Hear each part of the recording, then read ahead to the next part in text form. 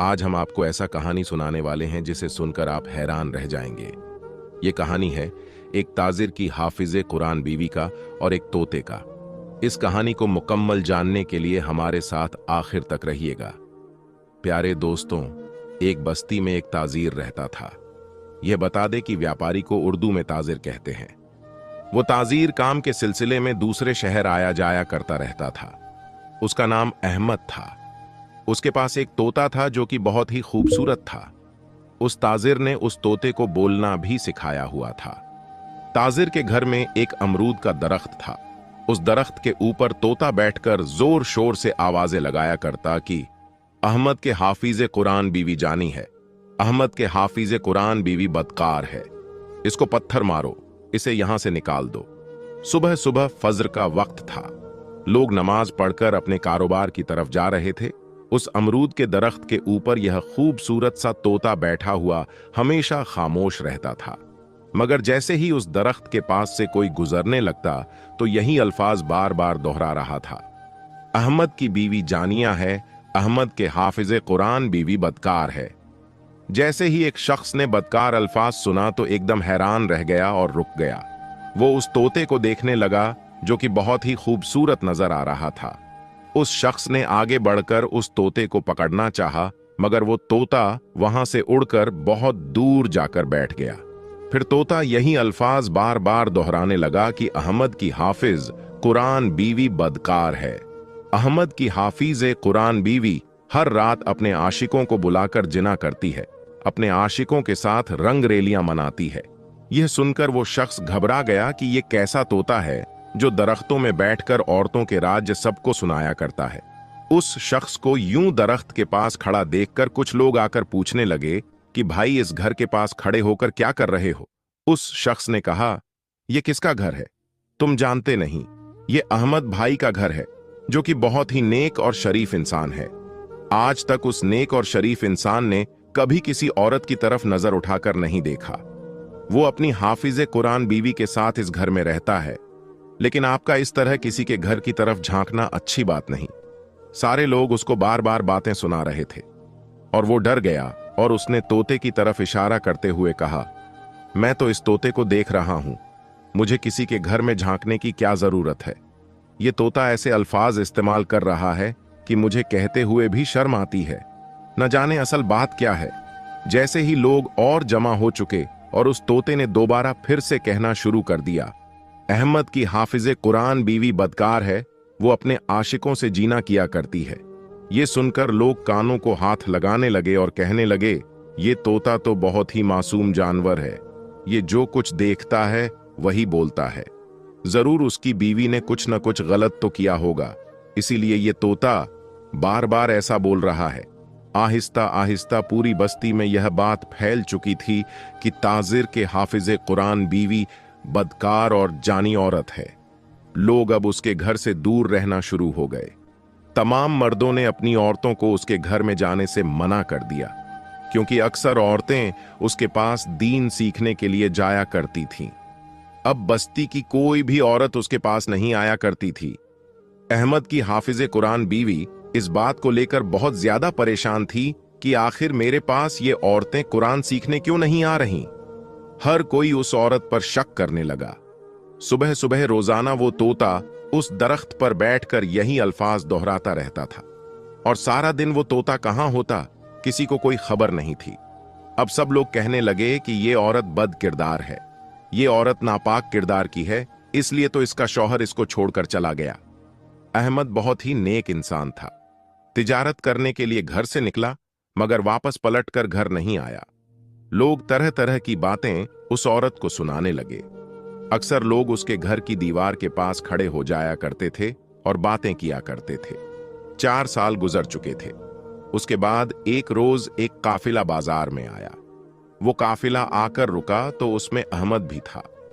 4 साल बाद वो अपने घर वापस लौट रहा था। लोगों ने उसको देखा तो देखते ही पहचान लिया और उससे मिलने लगे। कुछ लोगों ने तो उसको तंज करना शुरू कर दिया कि कहां रह गए थे, अपने घर की कुछ होश है या नहीं, तुम्हारे घर में तुम्हारे पीछे क्या हो रहा है। कुछ ख्याल तो कर लेते, अगर इतना लंबा अरसा के लिए जाना था अपनी बीवी को भी साथ ले जाते।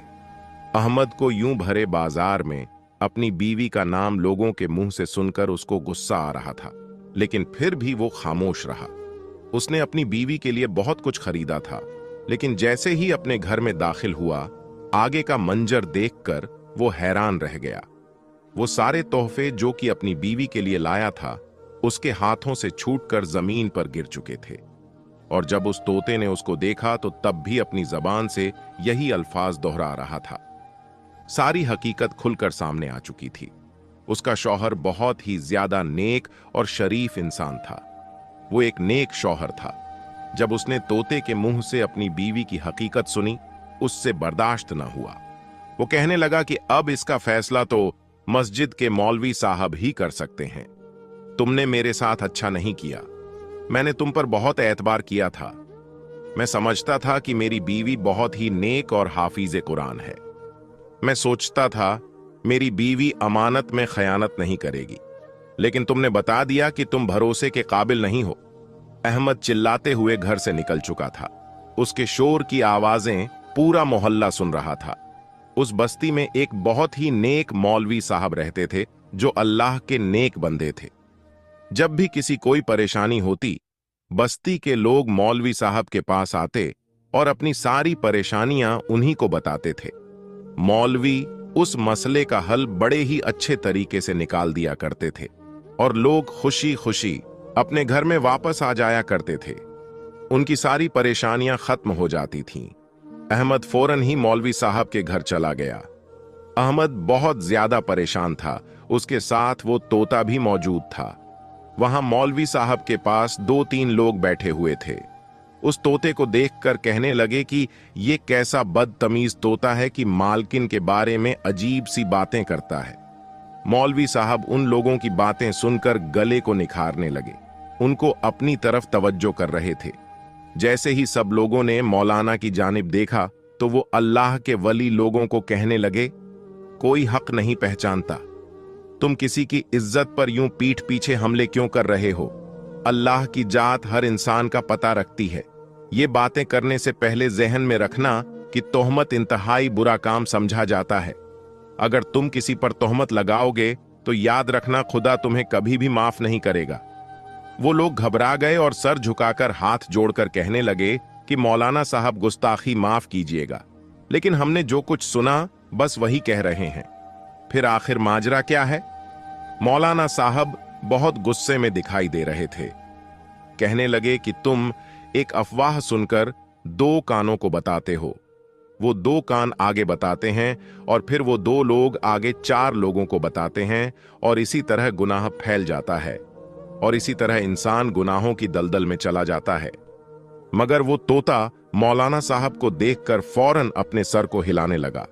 अपने सर को अकड़ाकर झुकाकर कहने लगा, मौलाना साहब, मेरा सलाम अपनी बारगाह में कबूल फरमाइए। मुझे बहुत खुशी हुई आपसे मिलकर। वो तोता बार बार ये अल्फाज दोहरा रहा था। मौलाना साहब ने एक पल तोते को देखा तो हैरान हो चुके थे। उनके चेहरे पर एक मुस्कुराहट सी छा गई। अपना हाथ आगे बढ़ाया तो वो तोता उड़ता हुआ मौलाना साहब के हाथ पर आकर बैठ गया। बार बार अपनी चोंच से उनके हाथ को चूम रहा था। मौलाना साहब मुस्कुराकर उस तोते की जानिब देख रहे थे। आज से पहले किसी भी तोते को उन्होंने इतना ज्यादा बोलते नहीं देखा था। मौलाना साहब उस तोते की बातों में इस कदर खो गए कि उनके सामने खड़ा शख्स जो था वो भूल चुका था। एकदम उनकी नजर सामने खड़े शख्स पर उठी तो फरमाने लगे, बताओ किस लिए आए हो? तुम्हारा ये तोता बहुत खूबसूरत है। अगर मैं तुमसे ये तोता खरीदना चाहूं तो मुझसे कितनी कीमत लोगे? वो शख्स शायद उनके पास अपना मसला लेकर उनकी खिदमत में आया था।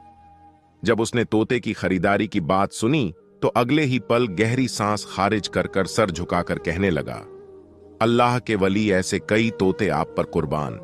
ये मेरा पाला हुआ तोता है।